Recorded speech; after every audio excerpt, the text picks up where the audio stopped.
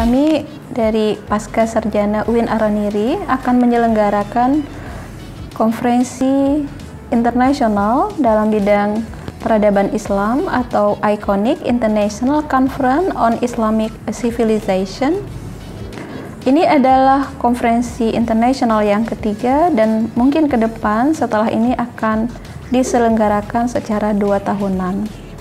Tema konferensi pada tahun ini adalah religiusitas, kemajuan teknologi, dan perubahan sosial. Mengapa tema ini penting?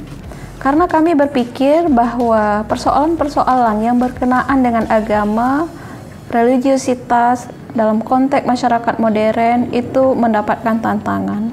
Tantangan ini sebenarnya juga berbarengan dengan kesempatan-kesempatan atau opportunities, yang itu juga berasal dari kemajuan teknologi, transformasi digital yang terjadi dalam konteks masyarakat yang sedang berubah secara cepat.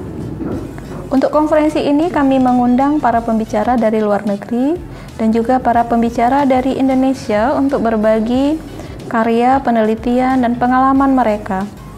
Kita juga mengundang para profesor lainnya, dosen, praktisi, peneliti, mahasiswa pasca sarjana dalam bidang yang terkait, bidang Islamic Studies atau peradaban Islam juga, ataupun dalam bidang interdisipliner untuk berpartisipasi dalam sesi-sesi paralel yang akan berlangsung di konferensi ini.